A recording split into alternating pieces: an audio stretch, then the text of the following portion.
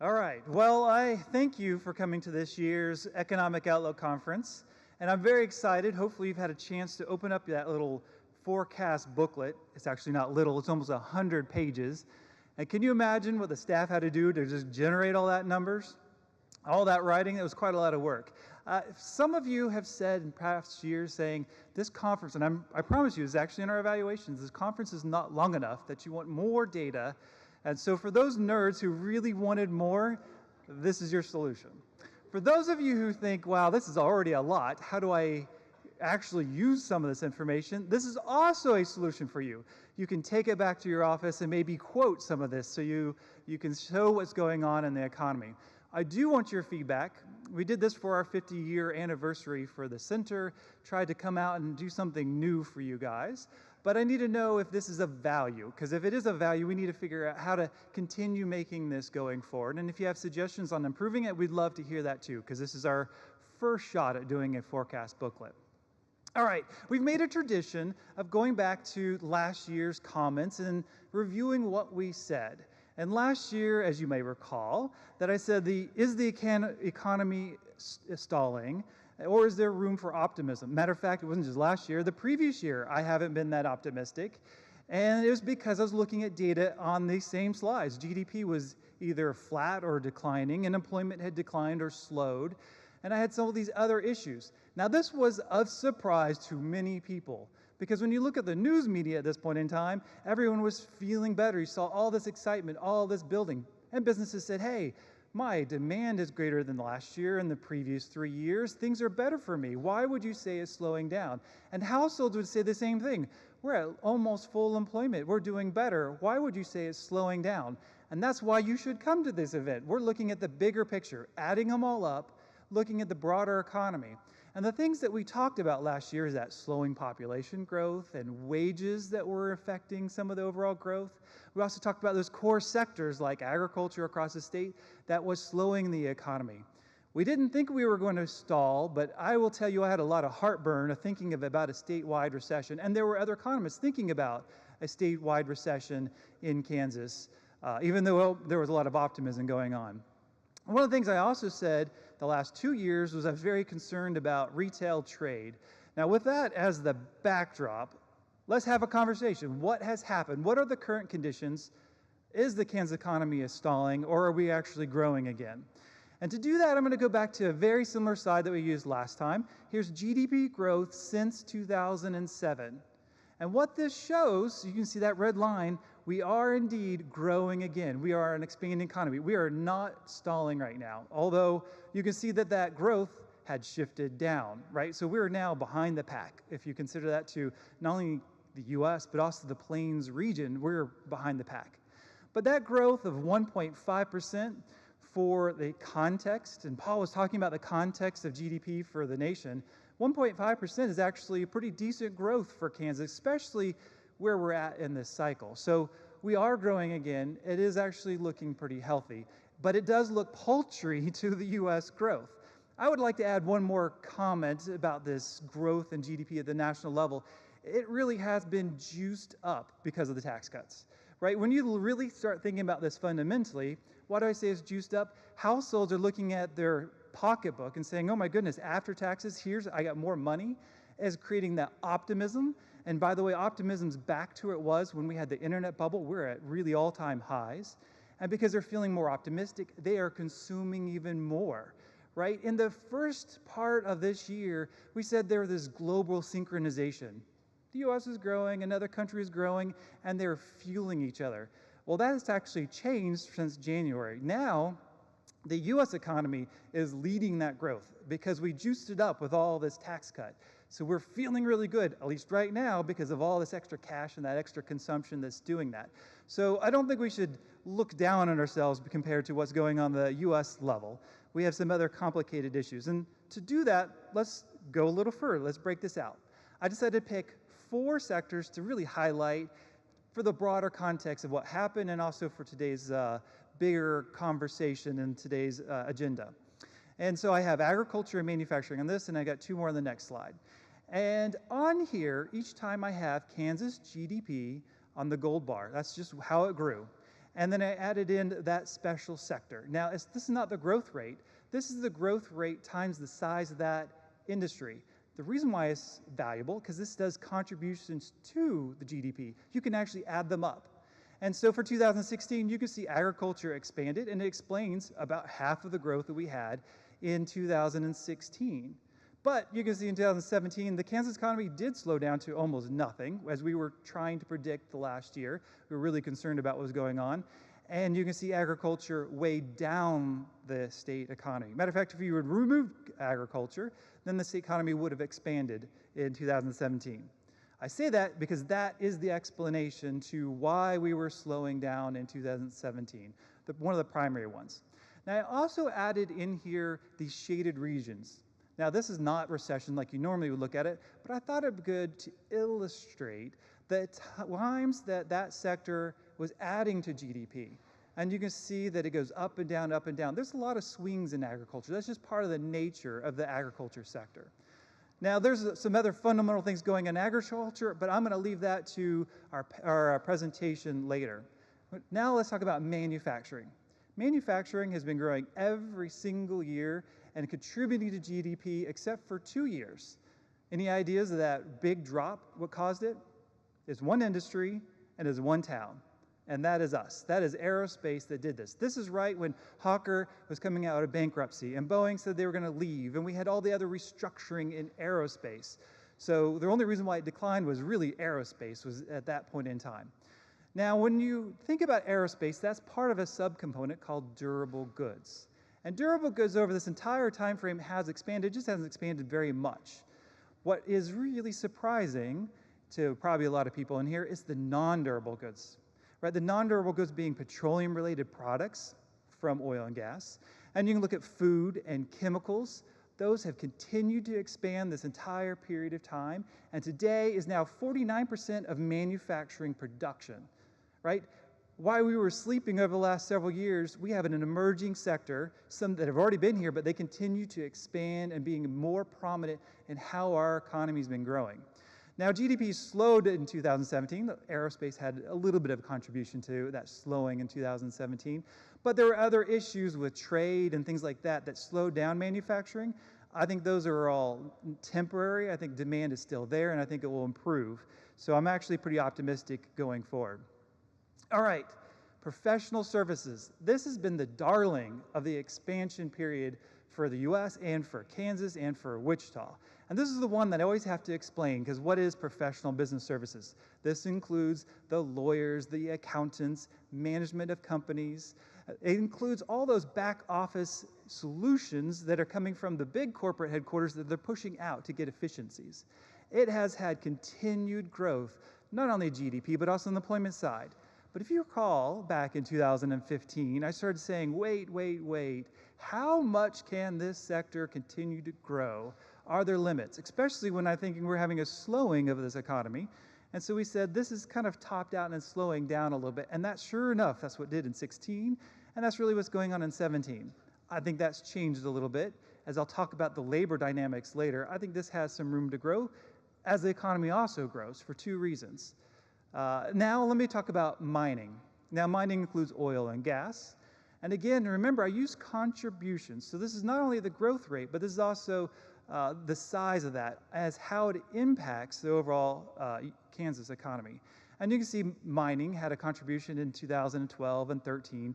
Peak oil production was in 14, but it didn't have a lot of ups or downs. It didn't really affect the state economy directly. But I've always contended, and I've said this many times, is that it's not really the oil production, it's the other support services that really relate to oil and gas that really impacts this state. And it also affects some of these downstream products, like the petroleum products that are on the previous slide. It's affecting some of those. Another aspect that oil has a big impact on our state economy is income. And none of that really gets captured in this. To give further context of what's happening in 17 and 18, I'm going to let the panel dig that one into a little bit deeper of what's going on. All right, we do this annual survey to really understand the fundamentals of what's going on in the economy in Kansas. And I want to back up to last year. Do you remember last year I came up here and I was a little puzzled because when I talked to them in the panel discussions, businesses were so optimistic. They were so happy about what the economy was doing. But I looked at their own data and they said, well, demand is a little bit up and profit margins are a little bit up, but they really weren't showing that in the numbers. So when we asked them questions last year, they said, yeah, but I'm probably going to invest in Oklahoma or in Nebraska. And yeah, we have these problems, but I'm not really sure what we're going to do about them. And I shared this last year. This year was completely different. Not only you can see demand was up for business in 2018, profit margins were up in 2018, but when we talk about inflation, inflation's been coming up. They said costs were increasing. And in previous years, they said, I can't do it because my consumer within Wichita or Kansas or the national market were too price sensitive. This time they said, no, they're going to increase, or they already have increased prices to the consumers. It is fundamentally a very different business environment at the national, state, and local level for Kansas businesses. I'm very optimistic about this. In the 9 years that we've done the survey, this is the most optimistic fundamentally that I've heard them talk about. And when they said there was issues out there, we talked about trade. They said, oh, here's what we're doing about trade. Here's how we're handling it. When he asked about the changing business market in retail and in construction and in manufacturing, they gave detailed explanations. Well, here's what's happening and here's what we've already done to match this market. So I see much more positive news from your own messages back to us. All right, so the current conditions, are we stalling? No, we are growing again. I think that's a very positive thing right now for our economy growing. Overall, I think the fundamentals are much different than they have been in the previous years, so I'm much more optimistic. That doesn't mean that everything is perfect. There is still issues with agriculture. There's still issues in manufacturing, particularly when it comes to trade. This protectionism, which I have been harping on for the last couple years, is the wild card, right? And we had some of the benefit of this last week of cutting a new agreement with Canada and Mexico, our biggest trading partners. But there's actually more fundamental problems to Kansas with China when you think about this, right? When you think about what's going on, right now there are tariffs on products and parts. That's besides ag or commodity-related products, it goes to manufacturing, products and parts. What do we do really well? Products and parts. Now, I don't know the exact details of what products and parts are all going to China and how much it affects Wichita, but that has concerns to me because not only companies right now in manufacturing are looking at their existing inventory depleted, and they're looking at their contracts and looking at the supply chain, finding other options, right? Those costs are going to start going up, and those costs are going to erode some of the real income that you're seeing at the national level, and it could slow us down. Alternatively, there are real issues fundamentally for Wichita and China, right? We've been trying to get access to the market. There have been some previous plays of getting aerospace in that market, but the intellectual property is a concern for aerospace. The trade issues and how fair it is for making companies be there and their presence is making it difficult for us to get access to the market. So there is a lot of upside, but there's also a lot of downside to what's going on right now. And that remains a wild card for what's going forward. Talked about the state. Let's break down to the different regions of the state. Same GDP number. This is growth since now 2009. And in here you can see Wichita growing, 2012, 2013 it declined. Already shared why aerospace, that restructuring, and then it starts growing all the way to 2016, and 2017 we declined, right? And we gave those warnings the last 2 years, concern, there's something going on. I'll break out the reason why in about 2 slides of why we slowed down. But here is a bigger picture. What should you take away from this for Wichita? First, is not exactly consistent growth, more volatility, and when you look at the components of GDP, it fluctuated quite a bit. And you should also take away, look at how the growth has been in Wichita compared to all the other markets. It's actually grown more, faster, and we're larger relative to those other markets. That's probably surprising to a lot of people when we've been beating ourselves up so much. It's because we've been focused on some sectors and not the overall economy. But our economy is actually much larger than it was, even though we had a downturn in 2017. Now, let me talk about Kansas City. Kansas City was slow in 10 and 11.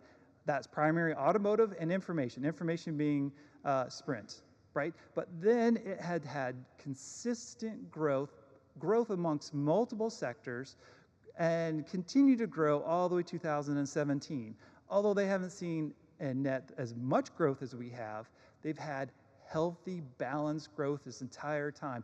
When you're looking at companies, they have more emergence of these new businesses. They're creating more dynamic, new markets for employment opportunities. I look at that market saying, even though it's not grown as much, it is very healthy and is very vibrant what's going forward. Topeka was expanding, and you can see it went all the way to 2012. 2013, it declined, and it remained low. There's one easy explanation to that, and that's government. If you took government out, Topeka would have grown. In effect, Topeka has had no real growth since 2009. It is about the same size it was when you take out inflation. All right. I find this slide absolutely interesting. And this is one of those interesting, it's kind of like when you go to your doctor and it's interesting. That's not good, right? You don't want to be an interesting thing. You want to be very boring. But I think it's interesting. What was the top one on the last slide? What is the one city that grew the most? It was Wichita. In this case, what is the one city that actually is not as large as it was in 2009? It is Wichita. That kind of gives you an example of how much change there has been in the Wichita market relative to just these markets. And it's the same thing with the U.S., by the way. We have fundamentally changed what types of jobs that we've been creating. The productivity per person's been changing, right? There's a number of other effects that are going on in the Wichita market. Now, that doesn't mean that Wichita didn't grow. Wichita was growing most of that time, except for 2017, it slowed down. We are not back to our previous peak in 2009. Now, this is a little bit unfair, and I want you to know this, because if we went back to 2008, we were expanding. We probably had a lot more excess employment, especially nationally. So this looks a little unfair, but it still illustrates what has happened. Go to Kansas City. It wasn't the top one, but look how much in the employment side they kept adding. Now, this is core to understanding how the Kansas City economy is growing. They have been very dynamic, adding those business professional services, statisticians and engineers, and they're attracting labor, even though sometimes there's not always a job in that market. And so it looks very healthy in that sense. All right, as I promised, I'm going to look at Wichita in more detail. The top slide on the right, you can see left. I got to look backwards here. On the left side, you can see the change in GDP for Wichita. Yes, the GDP slowed, and that's probably surprising to a lot of people. Now, I still use this contributions, and this time I picked the absolute values, the three that had the most explanation to this. And again, you can add them together. This tells me something. First, the top three do not explain why we slowed down. If it had been in durables, aerospace, I would say, oh no, there may be something fundamentally wrong with aggregate demand in aerospace, but that's not the problem here. Aerospace is not the problem. It's not a fundamental demand problem in that sense. This was a small decline in multiple sectors across everything that slowed our economy. What drove that? Well, we had slowing population, slowing employment, slowing income, and then we had the effects what's also going on in the state economy from agriculture impacting us and oil impacting. It's just this slowing economy. And if there was a sector that was expanding again, our economy would grow again. That's good news. Even though this is negative here, I think it's very positive what I'm sharing with you. To further talk about that, you see this employment decline, and most of that can be explained by trade. And in trade, it is really retail trade. And I've warned the last 2 years saying, wait, population and employment and income's not growing enough to really consume all this new retail markets that's been coming onto this market here. We have not been expanding at that rate, especially with changing preferences. So here, I think this is just an easy correction. And again, when we have our core sectors driving our economy again, we're going to continue to grow, and we'll fill back that retail that was weakened this last year. So not too concerned, even though this looks like a very concerning slide. And I wanted to throw in one key indicator to think about for each of these regions. And this one I used the U.S. Aerospace Current Condition Index. The center created this. The Greater Wichita Partners asked us to create this. This is at the U.S. level, not Wichita. It would have looked not so great there for our period of time. This is a broader perspective of what's going on in aerospace. And in aerospace, it has been growing, expanded, got to a peak in that 14 and 15. And although some people are probably surprised at that because we had great news here, it actually was slowing down in 16 and 17. and then started to grow again, mostly because of defense. Defense, because of the change in the political environment, was driving some of that growth in aerospace. The recent data is actually very positive, although it's very recent, on exports and employment. So how do we localize this a little bit more to Wichita? Well, recently, we heard about last year supply chain issues with Spirit. They fixed that, which has been an ongoing issue, and it will be an ongoing issue of continuing to fix those supply chain problems nationally, and that has nothing to do with Spirit themselves. They're trying to consolidate, make efficiencies, time schedules on there, and the good news is demand is going to be there. Demand's going to be there a year from now. Demand's going to be there 3 years from now. When you look at this, demand's going to be there 5 years from now. At some point, the U.S. will go into a recession, and although we've beat ourselves up for so long, that's going to be the period of time we're going to go to the bottom of those rankings, and we're actually going to more at the top of those rankings because aerospace will be doing well because demand is there, not just in the U.S., it's globally. And the way it's been positioned is looking a lot better for the long run. All right, before I leave, I want to talk one more. Here, the most recent data I could get, year over year for employment for the Wichita market, it looks really good. It's coming back up. Contributions, what explains that? There's their manufacturing. There's those jobs we thought we were going to get last year that really showed up this year because we had those supply chain. The larger companies were hiring, but the smaller suppliers were actually hurting last year on the employment side. All right, go to Kansas City. This is one of those freight trains. It's just not slowing down. They continue to attract more and more people, and the employment continues to grow. As the volume of their pie continues to grow, they're consuming more goods. That's why retail is one of the biggest ones on the GDP side. And because there's more demand for retail, there's more jobs for retail. I followed it, right? Kansas City looks very healthy and is moving forward. The one indicator I'd bring in here is population. Wichita does not look like this. Kansas doesn't look like this. They're attracting labor in their market. So long term, it's going to look really well for Kansas City. Their most recent data is really hyped up, looks so good. It'll probably be revised or it won't maintain that growth. But you can see that trade is fueling some of this. All right, now let's go over to Topeka. Topeka's GDP grew a little bit over this last year. That darling of this expansionary period professional service, that outsourcing of businesses, contributed to that growth. Government declined a little bit, but honestly, this is good news. Government has been declining this market for quite a bit. It's just doing less now. And there's a good reason for that. We've had a change in politics at the state level, and that has had less of an impact on the Topeka market. And then construction. Well, construction weighed down the Topeka market. I went back and looked at the data, and it showed that if you look at construction, the last 2 years were actually pretty high. And they also had a construction, as we talked about in the previous years. Lots of construction going on. Given that we have had issues with trade and costs of wood from Canada is going up, and steel could be going up now, and other costs generally going up, it makes sense that construction would come down. This is not a fundamental problem of the Topeka market and why it's not growing as robustly. The one indicator I wanted to bring in for this is food production. Food production is a good core driver because Frito-Lay and M&M's in that market. And you can see that global demand, U.S. demand, and some recent technology that's been added to how to produce food production has been improving across multiple segments of food production, especially in Kansas, showing some positive growth, and it is going to continue to grow as long as the U.S. economy and global economy continues to improve. That makes me pretty confident that that manufacturing sector is going to do well in Topeka and is driving that sector forward, or that region forward. Despite the most recent data showing employment's down, but look what you can see. Manufacturing is contributing positively to that Topeka market. All right, summary on this. I'm actually positive about Wichita, Kansas City, and even Topeka, despite some of the recent numbers on there. When you look at the rest of Kansas, if it's solely ag dependent, it probably would not be as positive. But if there are micropolitan regions that are very dependent on either the durable side or the non-durable side or both, and in those markets, I think they're going to see some improvements over this next year. It's going to drive their economies. They're going to do a little bit better because that overall demand at the U.S. level is going to command some of that growth.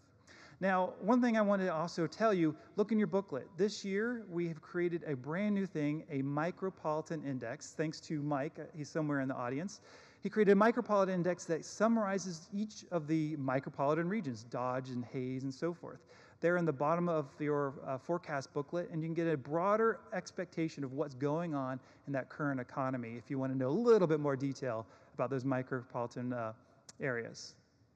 All right, I already shared that households are feeling ecstatic at the US level, back to where they were at the internet bubble. I mean, they're feeling really good, and they should because they have more cash in their pockets, right? The question is, what are households feeling like here in Kansas and in Wichita? So the first one I thought I would do is, what's going on employment? Are we creating jobs again? Well, this is just net employment change, and net employment change is showing, yes, we're back up to where we were before. We're adding more jobs.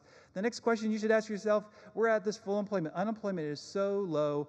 How could we really continue to do this if the population's not there? Already, Paul mentioned that voluntary quits are at national level highs, right? And I want you to think about this. If you were at company A and you have all these skills, what would possess you to say, I'm going to just get up and quit? Well, you have skills that are being underutilized. And company B over here is saying, I need that skilled labor. We're having a labor problem. This is a very healthy thing for that person to go from company A to company B to match the labor market. That's one solution that's going on. Another one that wasn't said yet is that we're at high numbers of people going from not looking for the job, completely unemployed but not even looking, to all of a sudden employed the very next month. This means employers are actively going out there, finding them, bringing them back into the labor market. And when you look at the employment population ratio, it has come down nationally, and it came down a whole lot for Sedgwick County and Kansas, right? So there's room, even when you take out those baby boomers, there's room for more people out there that could be soaked up back into the economy, right? So I think there's room there for growth. Matter of fact, I think there's room for growth for a couple more years, provided there's no fundamental issue with demand going on out there. Another one is the number of people working multiple jobs it's been coming up, but it hasn't come up enough. Right? When the market's doing really well, we're going to start working more jobs, or we'll work more hours. Specifically here in this market, we'll start working a lot more hours. So I think there's more room for growth there as well. All right, how miserable are we today? We created this misery index a long time ago. In 2009, we were miserable. We just weren't as miserable as the US because although we lost jobs and we lost houses, we didn't lose as much value in our house as they did in the national level. It continued to improve, and guess what? We are partying like it's 1999. We are doing great, right? We are feeling really good. That's why I said last year, I know it's surprising for me to tell you this, but households are feeling great. And I say right, and I'm going to come back to that in a second. When you look at the different markets across Kansas, there used to be more of a spread, but now when you're still at full employment and home prices continue to grow and you're talking months supply is shrinking, I mean, that's putting pressure on home prices, you should feel really good about each of those markets, the household side of it. Now, this is my kind of but, and I've actually brought this up several times. I said, okay, I've got concerns. What's going on in the real annual wage? What's going on in income so far? And we keep falling behind. And now, you can see that we're falling behind even further in 2017. If you back up a few years, nationally, there's a lot of conversation about this dichotomy. We were creating increases in real wages because the real high income and the low income because the retail jobs were creating it. And the national level now, it's been coming more into that middle class as well, but it's still a lot of the high income earners making more money that's driving some of that up. So although it's not here, I decided to look back at households, formations, and by income groups. How has that changed relative to the US? And I found something pretty interesting. In Kansas, when you look at household incomes, we've shifted more to the middle class. It wasn't that we didn't create higher incomes, we just had a shift, a composition to more of that middle class households, right? And the median income has actually shifted down relative to the US. So that could be one explanation of why the real wages have not going up. And it could also help explain why most of you in this audience say, I don't believe this. I've been competing on wages in manufacturing. I've been competing on wages in banking for 5-6 years. We're very competitive right now, right? So this would explain why it looks like our real wages are going down. Now, how do you interpret this? From the household, if they're competing on you and you're getting more increased wages, households are doing better, right? This is a good thing for the household side. How does this impact the state? This might be one of the explanations of why the retail spending hasn't been where it's at, right? Because of the real average income not going up at this rate. Now, when you break this out by markets, this is another one of those interestings with your doctors, right? You look at Kansas City, it looks similar to the state. Actually, when you look at the composition, it doesn't change much from the US, although the median comes down, so that brings the average down a little bit. Topeka, you kind of wonder what is going on there, right? This is an increase in this upper middle income. I got a couple ideas. There's no way I have an answer for this, but I have a couple ideas for this. One is that manufacturing, especially Mars coming into the market and some of the technology and skills needed to do in the manufacturing today as it was before. There's also truck driving that's also influencing this with some high wages. But really what I think this might be from is the government job. The government had wages and benefits, right? We've lost a lot of government jobs. There are very skilled people. They're going into the market and getting a different commanding wage. But that's a speculation. I don't really know if that's true, but it's driving some of that median income up. Now, Wichita might give you some concern, right? It looks negative. But here, again, is where we see a lot more of a difference from that of the state and the nation.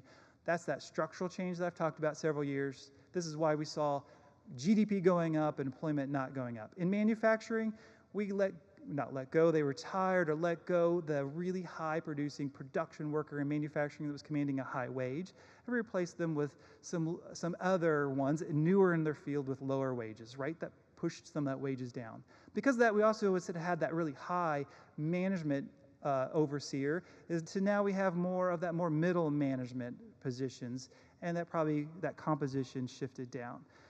Right? That could be part of that explanation, but I will still say this concerns me about the overall health and growth of this economy.